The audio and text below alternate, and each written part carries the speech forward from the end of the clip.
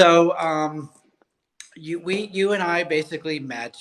I had made a post about the five circles of sexuality, and you had made a comment and shared with me about your own personal history of having a history of sexual abuse.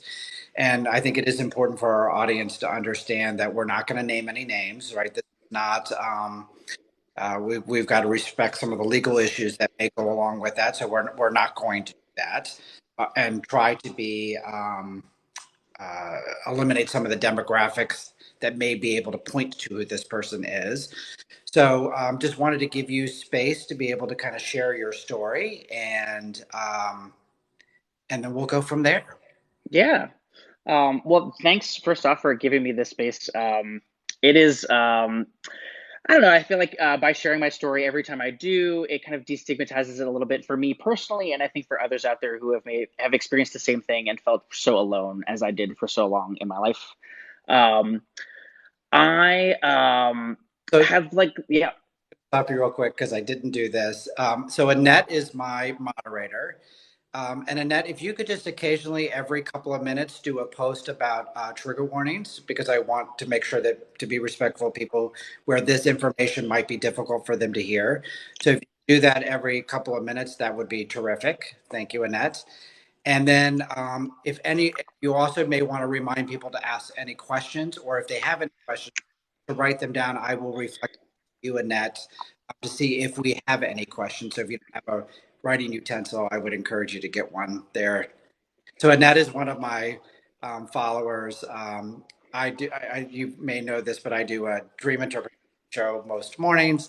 Annette is on most mornings with me. I have kind of a posse of people that I like to chat with in the morning. So as the sun rises, we all do as well. So that's the business stuff. We can get that out of the way. I just had forgotten about the trigger warning, and I want to be respectful for those people that might have a difficult time. And Absolutely. I will record this and likely to do some clips.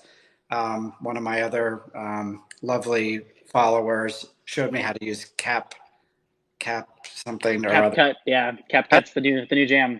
And so I finally figured it out with her assistance. So I'm going to try to do some videos off of that as well. So, all right, now you have all the space. Sure. Thank you, Jeff. Um, yeah, so just I experienced like the trifecta of trauma growing up. Like I had experienced sexual abuse at a young age, from like around the ages of 5 to 7. Grew up in a very explosive kind of household that where there was physical abuse and emotional abuse, and I really I think I just filed it away for a really long time as like, and didn't really understand the impact that had on me for so long. Until I had like almost like a mental breakdown, I guess, at age 27, where I was institutionalized for 2 weeks after attempting to unalive myself. And it was really there that I started this like fundamental journey of figuring out the root of what was um, why I was unhappy and why I didn't feel like life was worth living at that point. And that journey, I'm 34 years old now. So from 27 to 34 has been like a miraculous turnaround. It feels miraculous almost, just because I've had such great therapists who have worked me through these things. I've been exposed to such great information about what it is to experience trauma, what trauma is, how it changes our nervous systems. I'm a very like data driven kind of person, like very, very science minded. And so I really had to like, I think for a person like me to be able to process something like that, I have to understand what's going on almost at like a biochemical level to be able to really fully appreciate it and live into that. So, yeah, I'm not sure like where you want to take this, or like what was like useful for me, or like kind of what you're curious about. I'd be curious to hear what everyone else is curious about, and just kind of where we go. Yeah. Well, so let me kind of just reflect back. So probably another thing I usually do this for about an hour to give us. Okay, so I'll just be mindful of that. So what I'm hearing you say is that you always remembered these events, but you didn't realize that there was an impact of it until your depression got to the point that you wanted to leave the earth. Exactly. Yeah, and I think like there was always some kind of surface level maybe awareness of it, but not like a deeper understanding of what like had actually happened. I think the trauma was just so like deeply rooted that I had the traumatic memory has no sort of narrative around it. It was just like, flashes of images or smells or sounds or like very like kind of primal sensory data that I didn't understand. And like, I'd have intrusive thoughts. Intrusive thoughts were like probably my biggest PTSD symptom that I just had to, it was just constant some days of like, and the more I tried to push them away, the harder they kind of came in. I used to get like night terrors and things like that. And it was really like, I was certainly symptomatic. And I think like, I know my patterns of behavior of like extreme people pleasing, super conflict averse, just like did not want to voice my opinion for fear of upsetting someone. Um, because mostly I think because of the emotional management I had done towards my parents in those situations, but also like yeah, like really learning some skills, like coping mechanisms I learned to kind of cope with those things, like dissociating, just kind of like doing that at will and being able to just not be fully engaged with who I was, who I am. Like I felt like I had no idea who I was. I was just like, as long as everyone else around me was okay, I was fine. And yeah, just I think there, like, to get back to your question, yeah, there was always some kind of like surface level analysis of it, but it was kind of a gradual awakening of like, the first person I ever, told this to was the intake nurse at the psychiatric facility where I was hospitalized for 2 weeks. And like, it was like, I knew in that moment, like, that was like the start of this journey, you know? You mean the sexual abuse history? You had never shared that story from the age of 7. Exactly. Yeah. 20 years. Yeah. So it's interesting, as you know, I'm working on my dissertation, and my topic is about healing in the context of relationships. And an article that I read today was talking about how avoidance is the number one predictor of resistance to recovery. So, Hmm. so you actually named several different things. You named dissociation, you named people pleasing, and the fact that you never shared that story. And yet, what you're saying is that once you maybe let go of the avoidance is when your recovery really bounced forward. Could you share a little bit more about like what prompted you to be able to answer the question when the nurse asked? Hmm. That's a really good question. Yeah, like why in that moment it felt like right. I think it was just like it was such a moment of crisis of like just feeling like um of like I mean I had felt so depressed for so long and like it was I was like kind of discovered by my parents with a firearm, and it was just like it was a very kind of dramatic situation, and I felt like I just had given everything I could. Like I was exhausted. It was that I think that's really was the primary emotion. There was just pure exhaustion of having not having to avoid like it feels so much easier to be able to speak your own truth than to be constantly kind of living this lie or trying to like create a narrative around something that had no narrative. Um, yeah, I mean, yeah, in that moment, it was just like it was like a surrender. It was like a feeling of like I just um it doesn't matter if anybody knows, in that moment where like the maybe just like the shame had just been I didn't have any shame left because I was just so purely exhausted from living This that it was like a way out. Yeah. completely. So, because one of the things so as you can see, I'm very curious about tipping points. So, what creates, Yeah. and so what I'm hearing you say though is that you're much more reflective of what was going on within you and not necessarily about the relationship. There wasn't something the nurse had done or the environment that you were in that you okay, I may not have any, but I want to throw this one last piece of information with it. And I may be leading, that may be a leading question, but Hmm. Yeah, I mean it wasn't anything, yeah, specific about the person. I think it could have been any person at that point of like it was just like maybe being in the environment away from where I had grown up. I was like, in a facility far, far away think maybe the physical distance of being away from um, the environment was helpful. Um, Was that but intentional? Had you left, no, or did you go to this facility intentionally it to? it was a facility that was 2 hours away that had a bed available, and that was really like the the logistics of it is kind of what worked out. But yeah, I honestly I don't really remember much about that specific intake nurse. Um, yeah, yeah, I feel like if it had been anyone, I would have done it because I was just filled with such desperation in that moment. It was just like I need to get this out, you know. So you were there for 2 weeks. I'm assuming this was just a traditional crisis stabilization unit, or was this a trauma specific treatment center? Just yeah, inpatient psychiatric facility for like crisis stabilization. Exactly. Yeah, I was there for 2 weeks, and then I did a 2 week PHP program that was like from 9 to 5, then transitioned into like traditional therapy. So for those people who have not seen or have not been participated in either a CSU or a PHP, could you give a little information about what the experience? Mm, absolutely. Yeah. So being in a like a psych ward in a hospital, so it was a fully functioning hospital that had a specific wing for psychiatric cases. Um, there it was yeah, very structured. The days there were every hour of every day was structured. We had goals group the first thing in the morning where we'd kind of make some goals for the day. Lots of various kind of therapeutic exercises throughout the day, like art therapy, some talk therapy. Not a lot of one-on-one time. I think just like the restrictions of the facility were such that like they were just not staffed to give that much one-on-one time. There was like a meeting with a psychiatrist. That was the first time I got on psychiatric medication as well, which was I'm still on to this day and is a lifesaver for me. I'm also diagnosed with bipolar disorder, so that was the first time I was put on a mood stabilizer, which totally changed my life.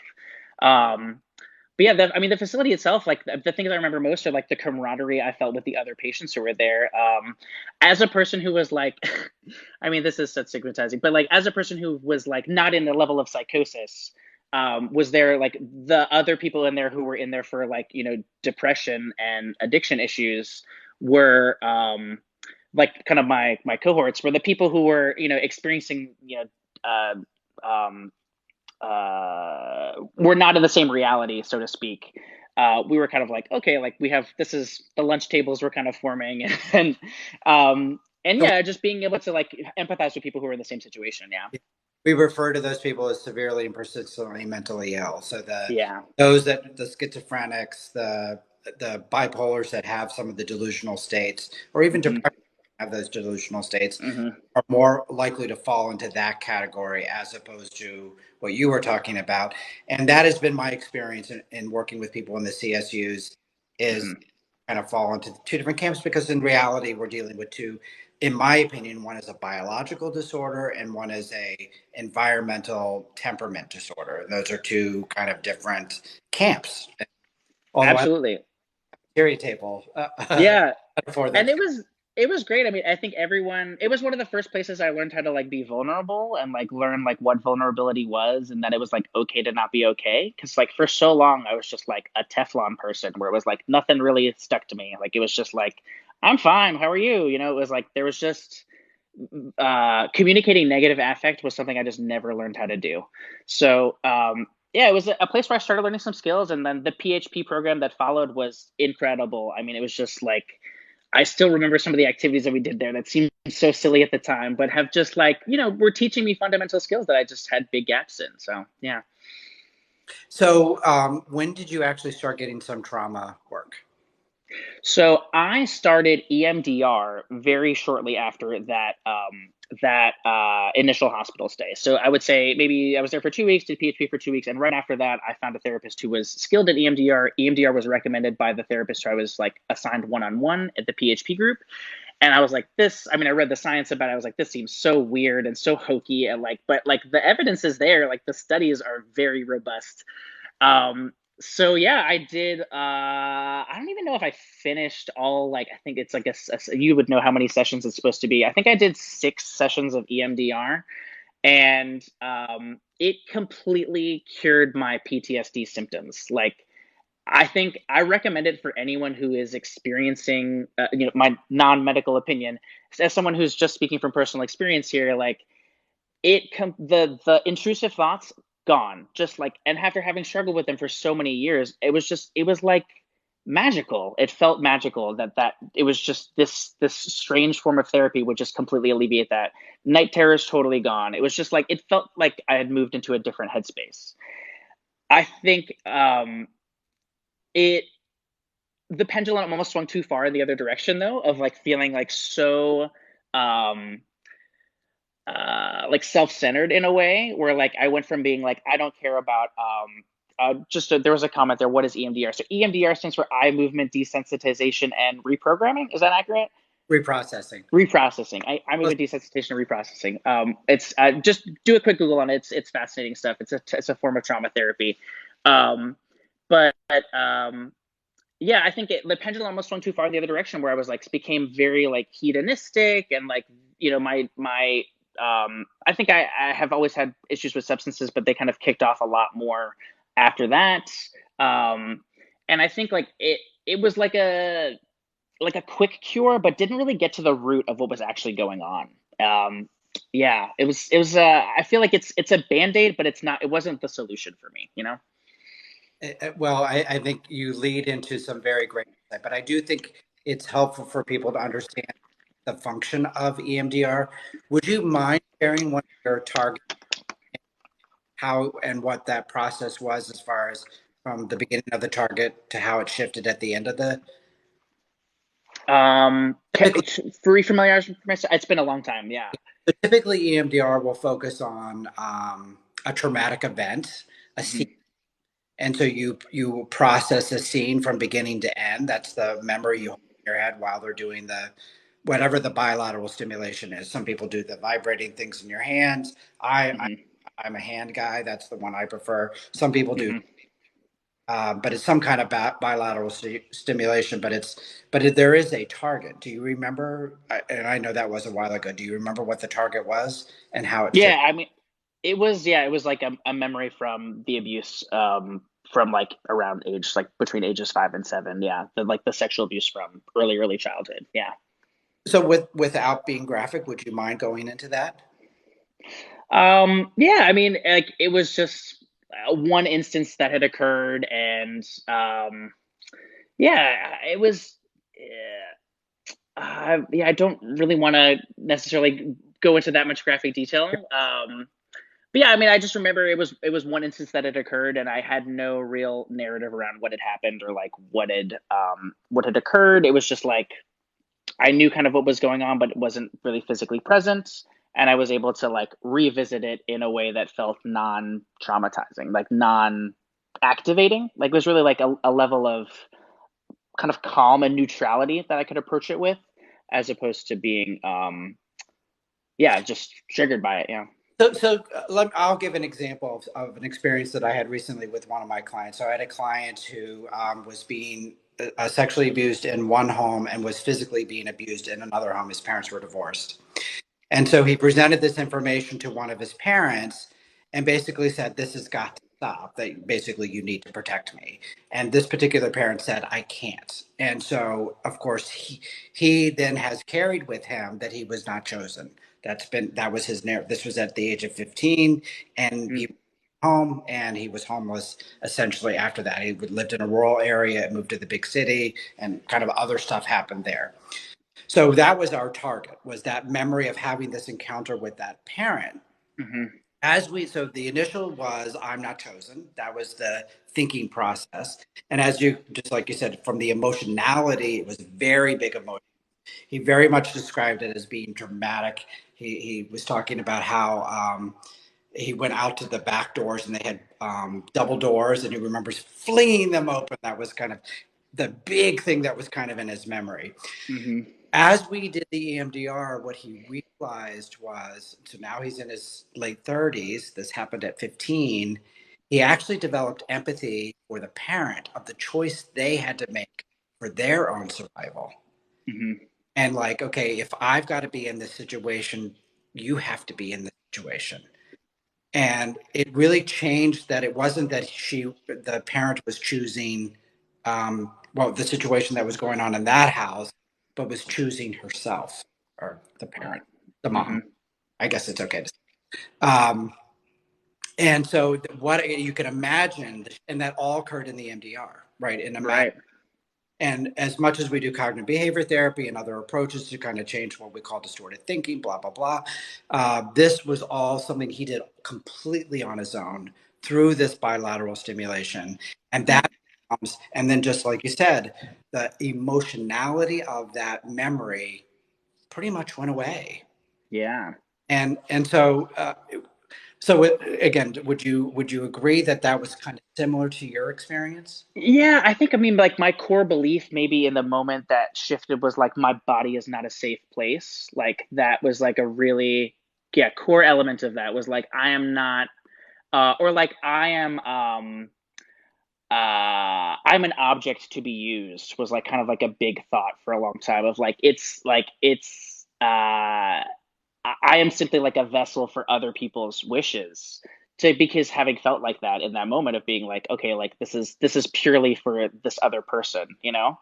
Um, And so, and yeah, sorry. so how did that shift in the end? I think it shifted into like I matter. It was like more like no one else is gonna stand up for me unless I do it for myself. It was kind of like the way it landed of just like yeah, it was like just feeling so comfortable saying exactly what I wanted, you know? And yeah, it's like it's so funny to have lived that like such a long life at that point of like being, 27 years old and then not ever really being comfortable saying I want this or like I don't want this. It was like it's okay to have a voice, you know? And that's really it fundamentally changed how I like operated in everything. It was yeah, such a huge Yeah. difference. Yeah. And what's really important, I think, for people who are listening to understand is that when we experience trauma at such a young age, it's encoded at that age. So you didn't have a choice at the age of 7, Hmm. and don't have the ability. One of my favorite words is have. You didn't have your own agency at 7, but you do at 34 or at 27. And that's what EMDR does is it grows up the memory of being able to see yourself at 27. So how true is this statement? It's true at the age of 7 because you didn't have a choice then. Size, authority, power, all of those things were inequitable at that point in time, but not true at 27. And by holding those both thoughts at the same time allows you to shift like, oh no, at 27, I absolutely do have the right to say no. And the people who hurt me are no longer around. And so I have the capacity to be able to do that and stand up for me. It's very, very powerful. And so thank Yeah. you for shedding some light into that shift. Because again, from that whole because I think people really struggle with the idea, what do you mean my body is a vessel for others? Like, why would I have that thought? It's adaptive. We had to have that thought at 7. But the thing Hmm. trauma is it doesn't change until we intentionally change it. And we could do it through CBT work, but we can do it through EMDR as well. And so I'm with you, Tim. I thought it was the hokiest thing I've ever done in my entire life.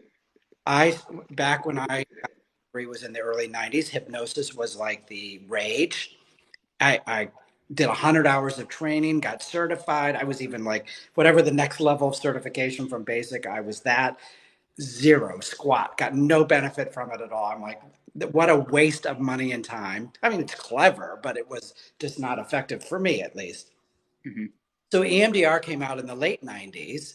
And I'm like, okay, I wasted all this money on hypnosis. And now you want me to believe this thing is going to help?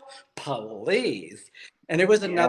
it was another 10 years when the research after research after because the first time it came out, I'm like, because they said that about hypnosis. But when I read it over and over, specifically for trauma, which is what I've always done in my career, I'm like, I got to learn that. And what a game changer. It's funny because when you first learn a skill, it's like you want to do it with every single client, every single session. I'm Yeah. sparingly with it now. Because one of the things I also learned, to your point, is yeah, we may be able to mitigate some of the PTSD symptoms, but there are other impacts of what I refer to as relational trauma exudes out, and so that kind of leads into the conversation of the five circles of sexuality, and and if you wouldn't mind, if we could go through each of those, and if there was an impact in your life, that would be great. If there isn't, then that's okay. But so basically, the five circles of sexuality. One is sexuality, and so typically, what we think of with that is we either become for trauma survivors is we either become absent from sex or we become hypersexual. Did you experience anything as it relates to that? Yeah, I mean, especially as someone who is diagnosed with bipolar disorder, like hypersexuality is, you know, a huge component of my hypomania. I have bipolar type 2. Yeah, hypomania was just, yeah, hypersexuality is it has been a huge feature of my whole life, honestly. Yeah. So meaning, because as a therapist, what I would ask Yeah. is, you know which box it's fitting? Is it the bipolar box or is it the sexual abuse box? And I think it would be tough to pick one, I think I think I am a person who was genetically predisposed to being bipolar, and then traumatic events in childhood can lead to like the manifestation of the illness. And I think perhaps like the specific form of trauma that I experienced maybe led to that. So I would be tough to like pin down one or the other. Yeah. well, I mean, I'm not your therapist. What I would be curious about is that more of the bipolar would be uh, uh, seasonal or what's the word I want? Cyclical. Cyclical. Yeah, and yeah, because when I was depressed, I mean, hypersexuality was never a thing. Like it was just, yeah. If depression would be fine without, but with, yeah, as soon as my mood or I was like activated in any kind of serious way, then it would, yeah, emerge. Ugly head. In Yeah. some, not always, but in some way, yeah, yeah. So the next one is sensuality. So that basically is what I define that as being present in your body during sex. So to experience the somatic experience of, so instead of just the and I probably more true for men than it is for women is basically the touchdown to the finish line and not necessarily the experience through the whole thing. So people again who have been traumatized often and one of the other aspects that sometimes some of the circles glom on together, like specifically intimacy and sexuality. Sometimes that in order to be intimate means I have to be sexual. I work a lot with what people who identify as sex addicts. I don't prescribe really to the addiction model. I think of it more of as compulsive behavior. But they'll first get into a relationship through sex and then become intimate. And often, once they become intimate, the sexuality goes away, which they're Hmm. part like, as you can imagine, because that's not what they signed up for. So um, that's intimacy. I asked you about sensuality. I'm a little ADD if you haven't figured. Oh, I'm sure I can follow you perfectly. I'm a super ADD myself.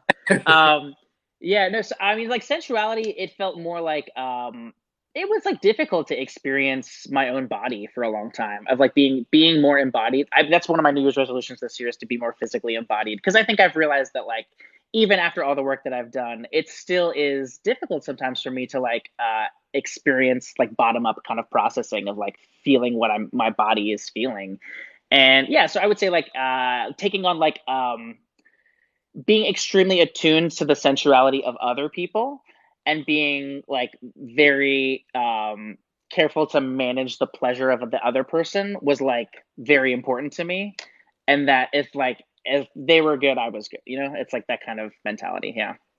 Well, it's and actually that's one of the as far as that particular element for people, they do only focus on their partner and themselves. Hmm. Could be another. So you actually did feel like that was true for you. Yeah, absolutely. Yeah. You're currently working on. Yeah. I mean, I think it's, life's a journey. I get a little better every day. I'm 54. I'm still working on it. So Yeah. And that's I actually did a TikTok today on an article that I read where they were talking about that the PTSD symptoms are the first things to go away in treatment, and so most people only stay in treatment for the duration of 6 to 9 months because once the PTSD goes away, they move away, not understanding some of the more what I refer to as the insidious elements as it relates to interpersonal trauma, because like trust. Um, in your voice, the people pleasing. I mean, those are much, much more difficult to nuanced skills that you have to learn of when is it okay to speak up and when is it not okay to speak up. Yeah, And I think it's I really I fit right into that of like having like I did however many EMDR sessions to just not be symptomatic anymore, and it was like I'm cured, great, I'm great. Let's move, live on life now, like we're done. Yeah. I was that once I was able to regulate my nervous system, I'm like, oh, I'm good. And then that was it for a while. And then I'm a naturally curious person, so as I got more curious, I'm like, this is interesting. And I have this whole theory base now that all behavior is meaning. That the reason we do things, if I try to stop it, and if it doesn't stop, then there's probably something else. One of the more recent things I've been curious about is I struggle drinking everything in my glass. I always leave something at the very bottom, and my partner, he teases me relentlessly about it because he knows what cups are mine because I always have. That's funny. Have you seen the movie Signs? Have you seen the movie Signs with Joaquin Phoenix? That's like a whole, that's a trope in that. Yeah, Yeah. yes, I got that. I have that awareness when I watch that movie. Maybe if I go back, but that was to scare the aliens away, right? Because of the right they It ended up, the water ended up saving them in the end because he swung his bat. There was the water all around the house. Yeah, yeah. yeah. Um, so the probably the one I'm most curious about is the intimacy dynamic in the circle of sexuality, because yours was relational trauma, and to me that's a very significant than what we, and I'm sure most people who are listening understand that PTSD came out of the war scenario. And so for a very, very long time, even early in my career, PTSD was definitely a word that we would use for vets, for military vets. We did not talk about it as it relates to interpersonal trauma. And even in the DSM, they often talked about it had to be a life-threatening event. Well, sexual abuse in and of itself, especially with the grooming process, often makes it feel like we're participants, and that becomes again part of the insidious part of like, well, wait a second, I there were times that I actually asked for this, so how can I be victimized if this was something that I'm Mhm. asking for? And of course it's all about the power. I mean, it's always about the power. I mean, that's what we have to always reflect back on. But um, as time has gone by, we do recognize that PTSD, and it's interesting. We now have this term called complex PTSD, which is recognized in the ICD-10, which is the International Diagnostic Manual, but not in the American Diagnostic Statistical Manual, which is our book that we use, which is very interesting, right? The politics associated with mental health. Absolutely. Yeah. There's just so much that goes on behind that of like, the people making the decisions and how much insurance is involved in that. It's like insane. Yeah. That's a whole nother. It's a whole other hour. Yeah. The one But your question about intimacy, sorry. I fell down a rabbit hole there. Yeah, I feel like intimacy, because I mean, like, I feel like the way I understand intimacy now is like intimacy is like shared vulnerability of like being able to like, you know, closeness and like emotional closeness with someone and feeling like, feeling known and like feeling like understood by someone. Would that like kind of fit in with your definition of intimacy? Yeah. Was that a Yeah, absolutely. I mean, still to this day, like, I mean, it's, I feel like I'm very transparent, but like, there's a lot that goes on below the surface. It takes a while for people to like get to know me really, um, and for me to feel safe in a place where I can like open up about my past and the huge parts of my history of who what makes me me. Um, and yeah, I'm like very comfortable keeping things like at a surface level discussion wise, and even like with my close friends, like until I had experienced being admitted to a psychiatric facility, like it's I still have those friends from back then, but like we're so much closer now than we ever were then, and like there's this level of like Yeah, intimacy of like feeling comfortable being your true self around someone that I'd never really learned how to do. Yeah. So again, from a tipping point perspective, was there a moment that you can think of where it's like, wow, I shared this and they still like me? Mm, I think a lot. My sponsor in CMA, which is I don't know if we're allowed to even say drug names on here, but it's like a branch of Narcotics Anonymous. Um, really, I was able to like tell him my entire story and just receive nothing but like love and acceptance back. And even that, as recently as like 3 years ago now, yeah, 3 years ago, that was like where I really started learning that it was okay to open up to people. Yeah. Yeah, it's interesting that you bring that up because I ambivalent about the 12-step world. I my Warranted, absolutely, in my opinion, warranted. Yeah. ambivalence, there are several, but one of my big ambivalences is I feel like the essence of it is um, shame because they do operate from that disease model. You are defective, your defectiveness, and those of us that have been traumatized, well, we get our narrative that we're defective from the trauma. So now I've got an institution now telling me that you are also defective. And to me, I operate from the function of the compulsive behaviors about avoidance. It's avoiding whatever it is that we're trying to avoid. And Yeah. so that's one of my struggles. But one of the things I love about the 12 steps is that acceptance. I can Yeah, it is. I think it's like it's Brene Brown actually has a really interesting chapter on it in her tell, latest book, The Atlas of the Heart, where she talks about shame in depth, and she talks about pro-social shame is how she kind of phrases it, of like shame of like, yes, it is that we don't accept the behavior that you did, but we do accept you. Like we don't accept what you did is not part of our set of values, yet we still welcome you back in. And it's like able to hold that kind of dichotomy of like, yes, we some Brene love in the chat. I'm all about. Yes, we. If I had a dinner and could invite 5 people, Brene is one of them for sure.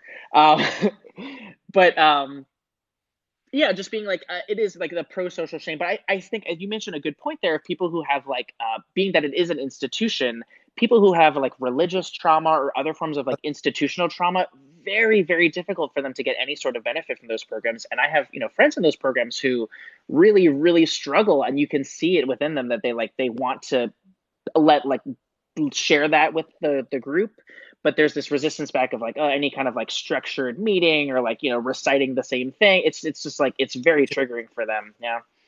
Yep. And I hope that at some point, and my other big angst about the 12 step is it's got about a 5% success rate. And anything that has a 5% success rate, I don't know why we're continuing to prescribe it. We need to be curious as to can't we do better? And Yeah. just and I think because of the population, no one really cares. Like, well, Yeah. because we still operate from that willpower perspective. Like, well, if they really wanted to stop, they would stop. And it's like, well, no, it's and you may not have heard, but I stories before that I've told where because I worked a lot with moms. I did infant mental health for quite a while, where I worked with babies who had been removed because the primary caregiver was almost every single one of my kids. They were drug addicts.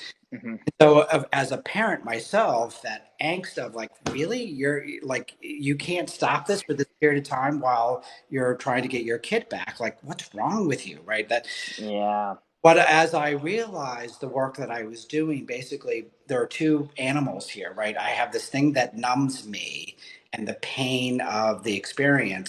I know my love for my kid is here, but the pain is so great that I can't tolerate it to be present for my kid. And Yeah. the thing I love about infant mental health, and I won't go down that road, but the thing about infant mental health is you get the parent to think not about themselves, but about the infant Right. and really changes the way they think. And so now they're not thinking about their pain, they're thinking about their baby's pain. And it really Mm. shifts the way that they think dramatically. I mean, I had huge success. It's a very expensive program. I could complain about, oh, I lost you. Oh, I lost you.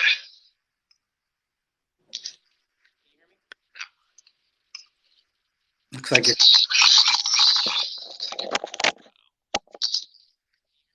I lost you there.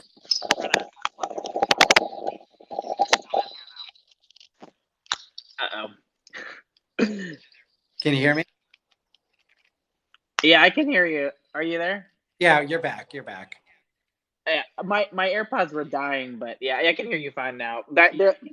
They're falling out. so, so let's go. So that one of the other aspects of it is orientation, and so that would be either gender orientation or sexual orientation. Do you feel that was impacted at all? Okay. That was impacted. I think that's better now. Can you hear me now? I can hear you just fine. Yep. Can you hear me? Yeah, yeah. It was just echoing like crazy. Sorry. So, sexual orientation was that the next one there? Well, it's actually orientation is the category, and they put gender and sexual in both. Oh man, I'm echoing like crazy. I'm gonna pop off and pop back on. Give me 1 second.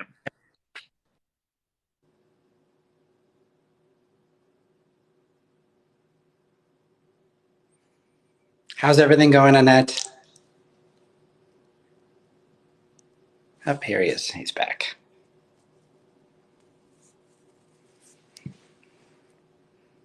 All right, there we go. Sorry, this was the it was just echoing. I could hear it on my end. It was going nuts. All right. Is that better? Echoey now. Yeah, all good now. Yeah. Sorry. So one more time, your question. So the one of the other circle elements of the circle is orientation, and in that box they put both gender and sexual orientation in the same box.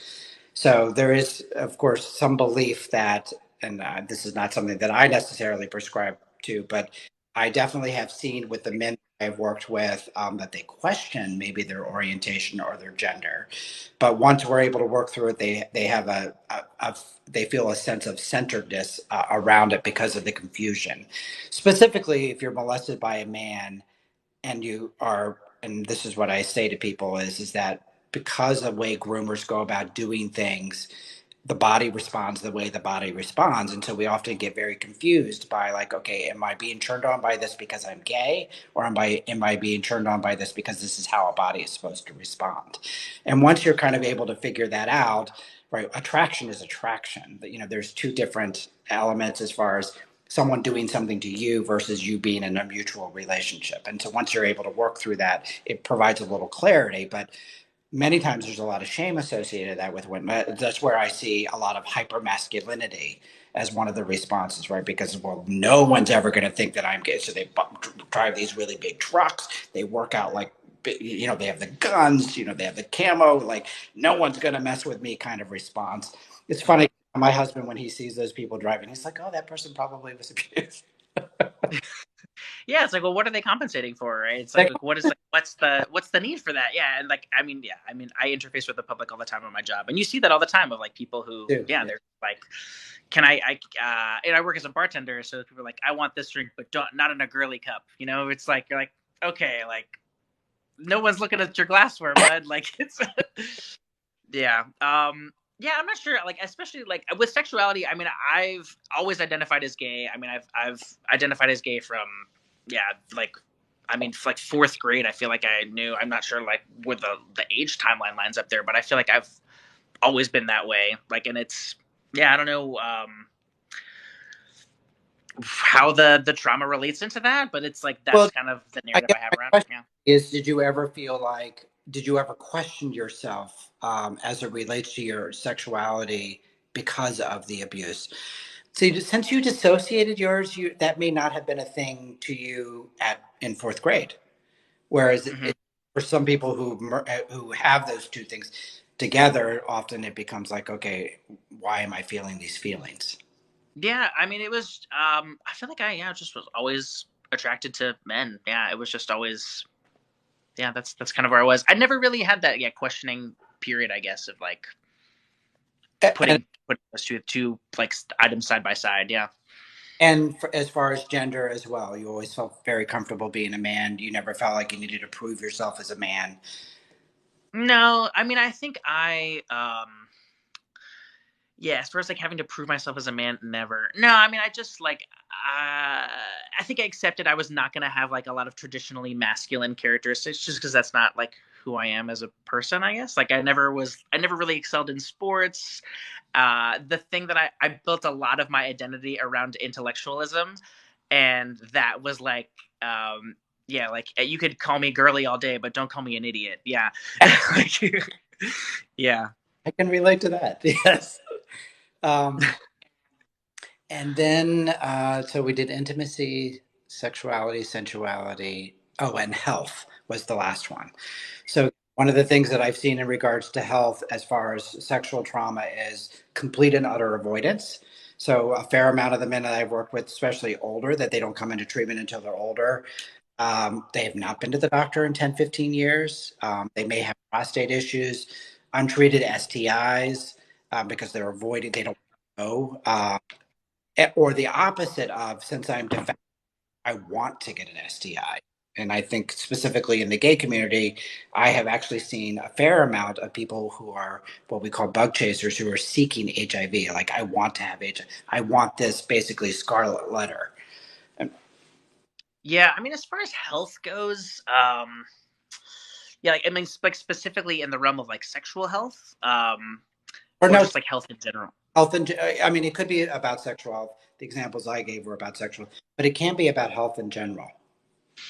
I think, hmm, because I really like the dissociation as a tactic and like not feeling physically embodied, led to like really not being aware of like how things would affect me physically or like, like what it felt like to eat good foods or what it felt like to not eat good foods or like seeing illness arrive and not having any kind of like being overwhelmed by it because I just had no like experience of any like kind of onset of things or like yeah, just not feeling very physically embodied. It felt very difficult to just deal with anything kind of physical, and it often felt like frustrating that I even had to deal with that of like aren't like these silly bodies that we have. It was like a very like almost like judgmental approach to like physicality in general.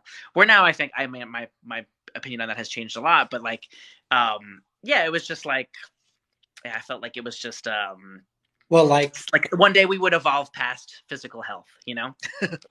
so for you, your avoidance pushed right into, so you would have fallen into that category of being avoidant as it related to going to the doctor, that my body, that or not even being attuned to your body to know that was something wrong. Specifically, the thing I probably would be most curious about is the mental health part, recognizing the cycles as it relates to the bipolar, not noticing that. Yeah.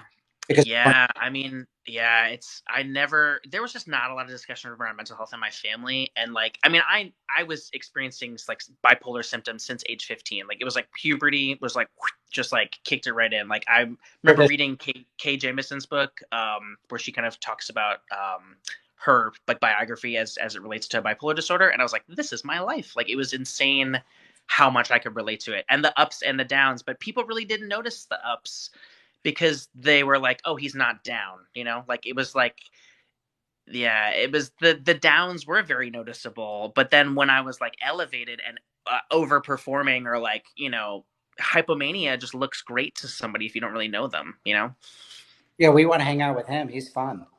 Hmm. He does crazy Yeah. things. Right. Yeah, but the downside of being like experiencing it's like such long bouts of depression and being like like why like a month ago you were getting straight A's and now you can't get out of bed and you're not going to school, like what's going on. And that yeah, for so long, I mean from like yeah 15 to like 27 until I got on medication, it was just like just reset after reset on my life of like blowing everything up oftentimes. Yeah, it's not fun. So so that's the kind of the circle of sexuality that I wanted to go over. But one of the things I always like for people to really be curious about when they've experienced trauma is the compulsive repetition element of the PTSD. And often I find that to be because many of the men I work with are in denial of their experience. They have these memories. They're either in denial that they're fact, or they're in denial that it even happened. Like, I think I'm making this up. I have this thought, but I just don't think it's true. And Hmm. so, what I have a tendency to do is really focus on the compulsive repetition element of it, like how does that show up? And a couple of quick examples, like I had a gentleman who was molested in the bathroom, and so one of his turn-ons was not in the shower, but in the actual bathroom area. That was one of his turns on. And it ended up being a legal issue, so kind of modify that. But that was so, but definitely a compulsive repetition. Another one was because the way they had to perform to the other party, that it actually became his chosen method of having sex. And so, again, being able to recognize that that may not have been always what his partner wanted, but because it was such a drive for him that it absolutely became a compulsion. What kind of porn do you watch? The one that I asked the guys to be curious about, in this porn addiction world, we automatically say, oh, porn is bad. I don't operate from that place. I'm like, no, I want to know, what kind of porn do you watch? And is there particular times that you watch one type versus another?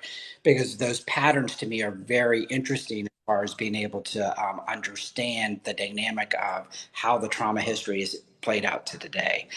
Those are a couple examples. Were you aware of any of your repetitious elements?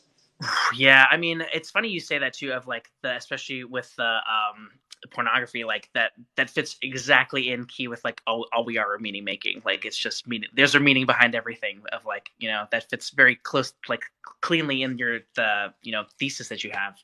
I mean, for me, like I did, I worked as a sex worker for like almost a year and a half. And that was a very like, yeah, unconscious repetition of like, living into someone else's fantasy of like being used as an object and like, yeah, deriving like immense satisfaction from like, getting paid for that. And feeling like I had some kind of agency over it of like, yeah, it's like conscious re-traumatizing, but like in a way that was like I actually have the upper hand because I'm choosing this path as opposed to just like experiencing it. But yeah, I mean that is by far I think say the biggest example of that. Yeah. Oh, well, I have to tell you, every sex worker I've ever worked with that has a trauma history, they say the exact thing. That sense of empowerment. And again, for people who've not experienced it, don't understand that, but that sense of empowerment that you get, like you are in control. Who, when, that whole scene of that in Pretty Woman where I decide who, I decide when, kind of thing. Hmm. There's a lot of truth to that if you understand the dynamic behind that. It is. Yeah. It is. It is. That is 100% accurate. Yeah. Hmm. So is there anything else that you would like to share that you think would be important for people to know to kind of understand? I mean, I really like for me, and I think like for people, if someone has ever experienced like trauma like that, this is maybe like difficult for people to hear. But for me, forgiveness was the complete way out. And Yeah. like it wasn't until I like went to rehab. I've been to rehab twice after having been, hospitalized in the psychiatric unit. But like the second time I went to rehab, and I had a therapist there who really like explained to me what forgiveness was because I had no um I had just kind of like a surface level understanding of it and understanding that like, forgiveness doesn't excuse or mitigate like any of what had happened. Like forgiveness tells the story true. Forgiveness is like it's like honoring what happened but releasing yourself of the debt. And it really is for you. It's not for the other person at all. Forgiveness is for you to say, you know what, this is no longer something that I need to worry about. This is something that I'm letting go of this for me. And yeah, I think if someone had told me that early on in my journey, I would have been like, that's bullshit. Like this is no, like I was never ready to hear that. And I had to have someone kind of put that, like let me realize that for myself. But I mean, I spent a long time working on it, and forgiveness is a process. I think you forgive over and over, and it's a practice in a lot of senses. But that for me was like a big turning point of like, this is something that doesn't have to define me anymore. I don't have to worry about it anymore, and then I can move forward. So yeah, I think that's if I had to leave people with anything, like that is such a huge part of my story, and I think is so important for people to understand that that is an option. And you articulate that very well. That definitely will be a clip right there. That Thank you. appreciate you sharing that. And so, in that vein, how are you going to take care of yourself tonight?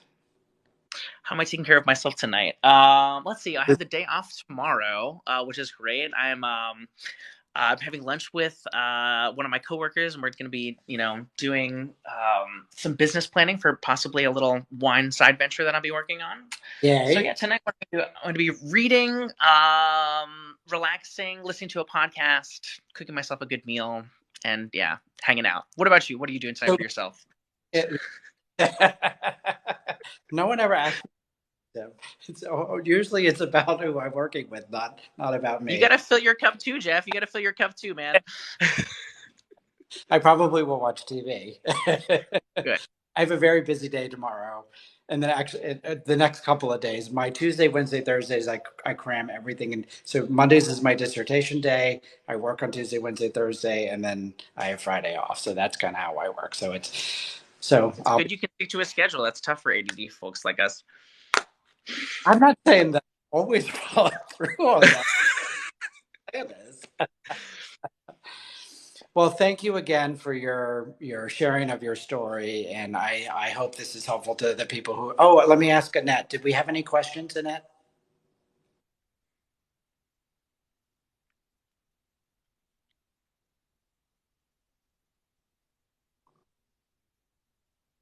Oh, just lots of nice comments. Lots of love, which we love here. Yeah.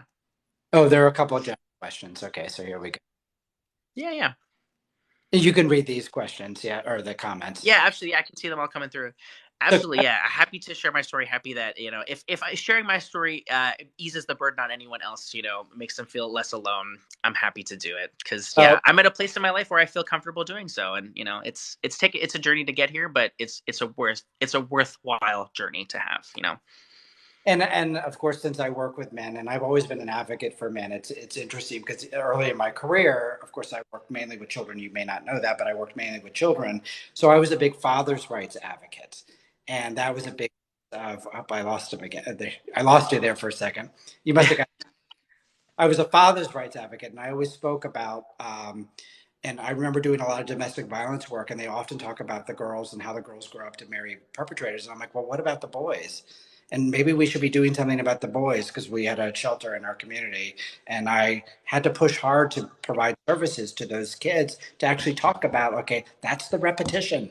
Like, let's talk about the repetition, right? Speak the unspeakable. Do Hmm. so. I really applaud your so one of the questions is which bilateral stimulation is most effective? What did you do?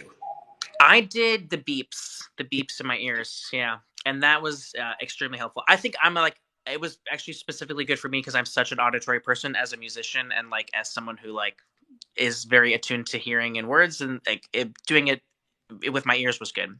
I tried it I think with the hand vibrational one, but Yeah. the ear one was more effective. Yeah.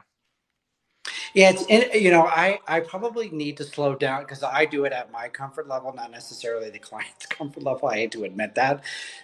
I do have some clients that prefer their eyes to be closed. So, right, the eye movement thing does not work. So I'll do the tapping on either they'll do it themselves, depending on their Hmm. comfort level. I've never been a buzzer guy and I've never done the audio. Um, Hmm.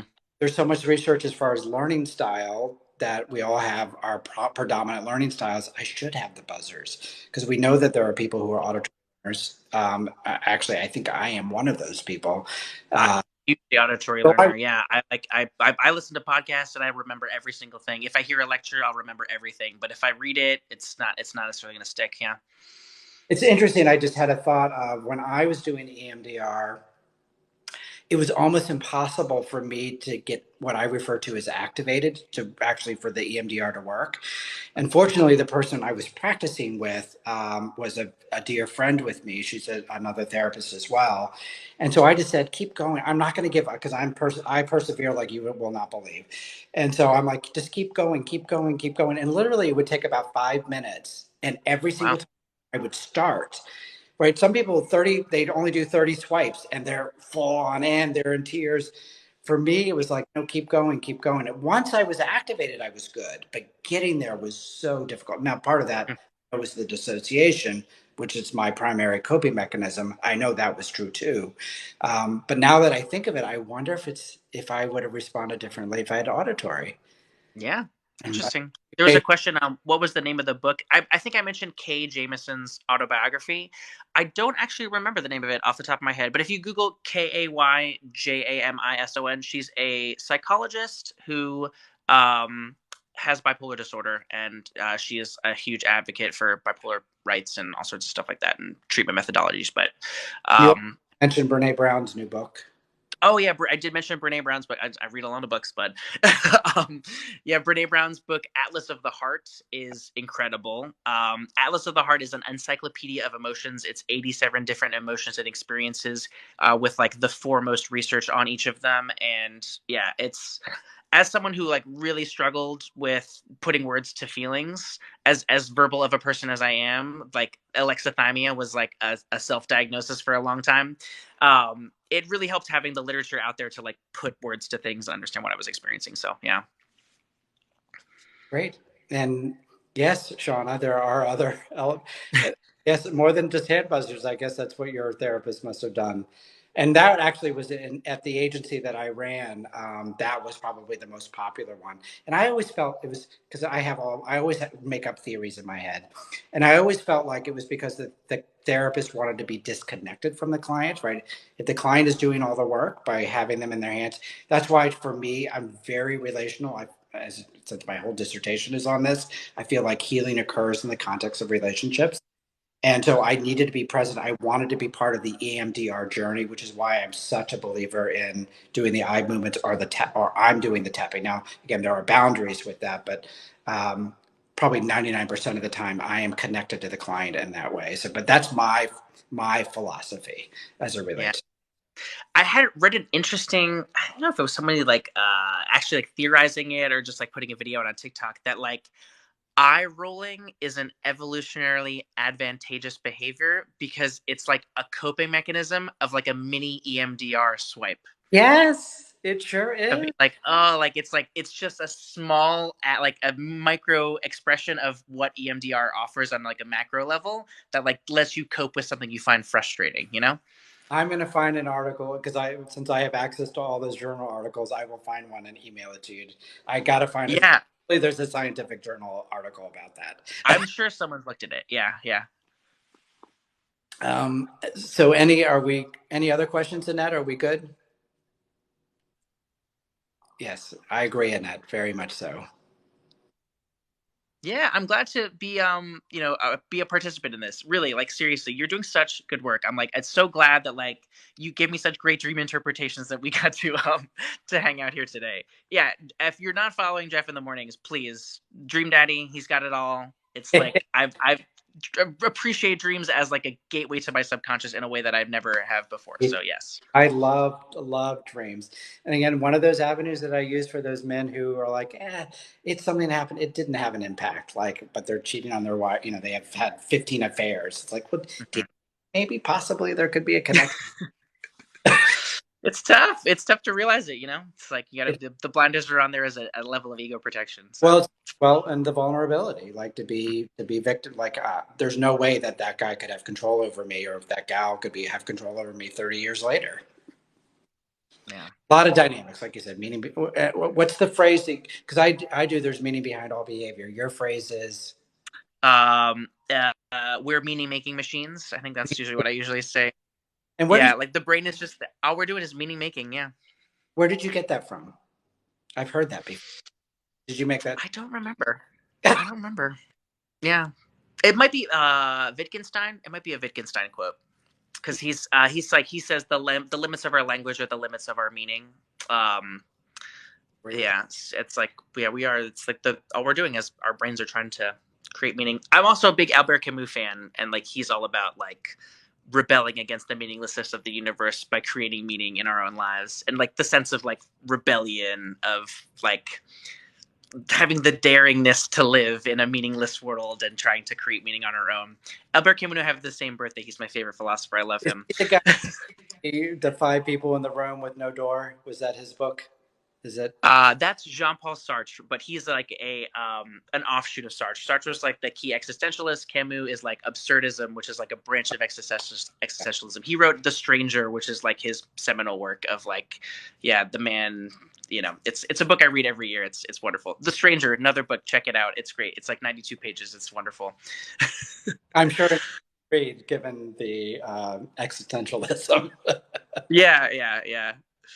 All right, well, I have to go make myself some dinner. Thank you so much for this, Jeff. It was Thank a you. pleasure. Thank you everyone in the chat for hanging out. 6,000 likes, Jeff. 6,000 likes. Look at that. That's people really enjoying the material. So I look forward to seeing this chopped up and reposted. All right. All right, I'll do my best. All right. Have a great night. Bye bye. Yes, thank you, Annette. You were wonderful. And so glad to have you here, guys. You were fabulous. Great questions. I hope that was helpful. I think we'll get a couple of good clips. I don't know if there was a favorite. You definitely heard my favorite clip. Was there a particular favorite clip that you guys had? Yeah, he was very vulnerable, clearly.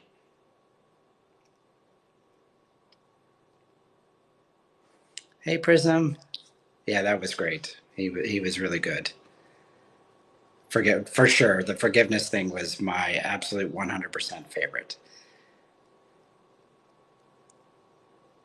Yeah. And it's interesting, right? That recovery path, right? That even though he started, the depth of it was at 27, even though he had a couple of bumps on the way. And it's one of the things I say to my clients often is that recovery is not a straight line. You know, that we expect that there's going to be bumps, but some people get disenfranchised when the bumps occur. So it's like, nope, that's how recovery happens. I need to. That's what I'm going to do as soon as I get off here. Is I have a list of people. I'm going to start emailing them. I'll do it for next Monday. As you all know, I've had a lot of stuff here in the last week, so been put a lot of my energy on that. So that's my plan for the next week is to get that as soon as I get that confirmed. Um, yes, right. That's a long time, 20 years, definitely to hold it in. All right, guys, I will be on in the morning. So if you guys want to do some dreams, I'm here. And you guys have a great evening. My goal is to do it every Monday. Yes, Shauna. So, and I probably should be a little bit more proactive that I can announce my guest for next week on this show. But I'll do better next week. You guys have a great week. See you then. Bye.